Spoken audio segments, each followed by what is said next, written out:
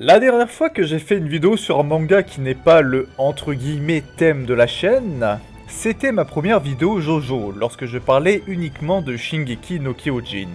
Bon, maintenant, ma chaîne est surtout devenue du JoJo et du SNK.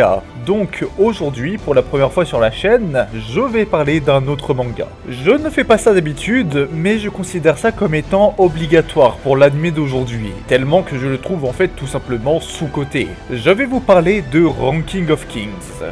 Ah, alors je précise, quand je dis sous-coté, ce n'est pas parce que les gens lui crachent dessus, non. C'est surtout parce qu'il n'a pas énormément de visibilité. À l'inverse de par exemple la seconde saison de Demon Slayer, ou bien pour la seconde partie de la 4ème saison de SNK. Enfin, je les prends pour exemple, mais eux c'est carrément différent étant donné que c'est deux énormes piliers. Merci à toi Wanmei pour la miniature, elle est toujours aussi belle. Le lien de sa chaîne YouTube est dans la description, à côté du lien de mon Discord. Bonne vidéo.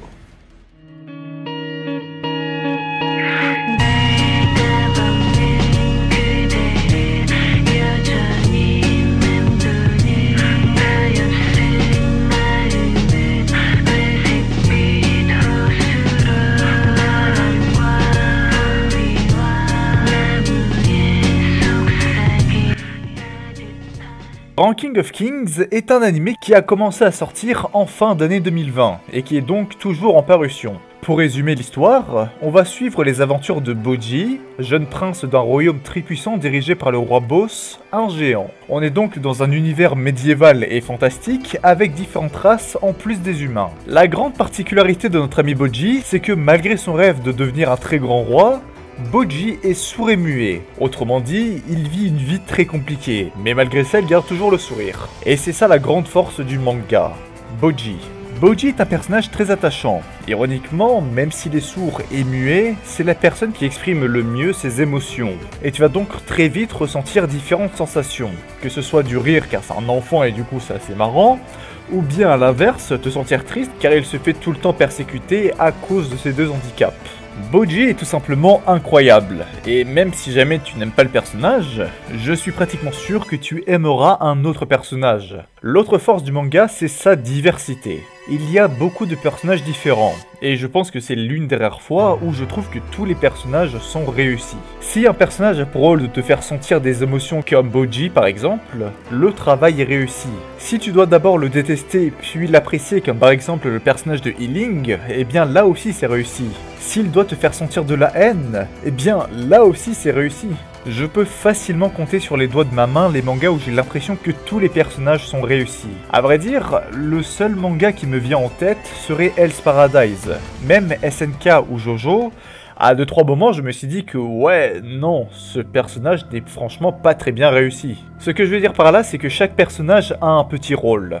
Le méchant a un très bon rôle de méchant, le gentil a un très bon rôle de gentil, et les entre guillemets personnages secondaires ont eux aussi un excellent rôle et un très bon développement. Et ça franchement, c'est très rare. La seconde chose que je voulais aborder, en plus des personnages, c'est l'animation.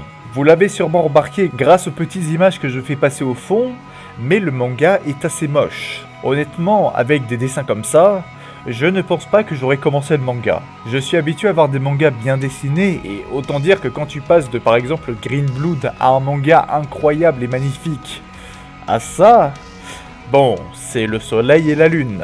Cependant, l'anime a complètement balayé ce problème. Est-ce que vous vous souvenez de l'évolution graphique qu'il y a eu entre le manga Demon Slayer et son anime ?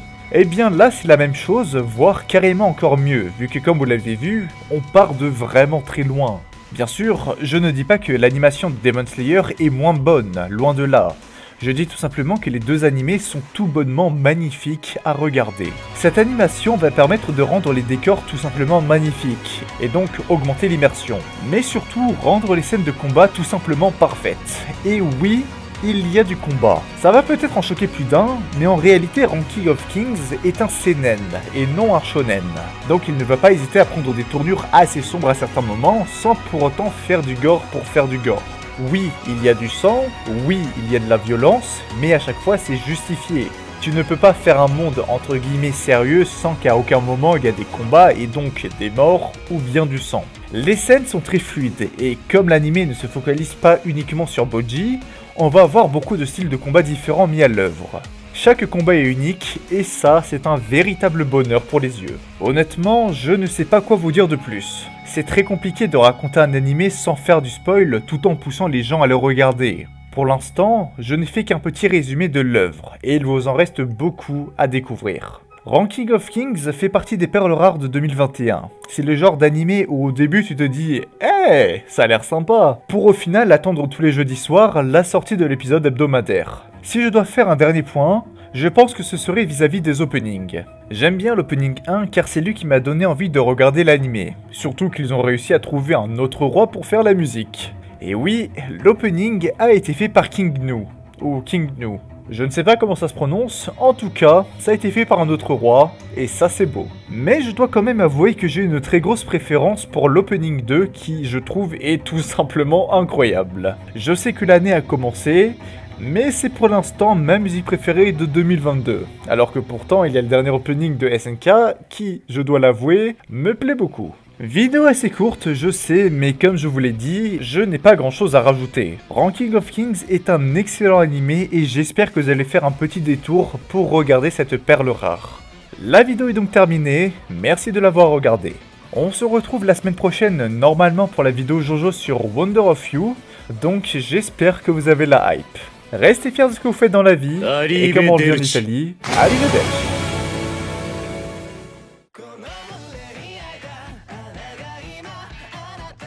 確かめるただ一人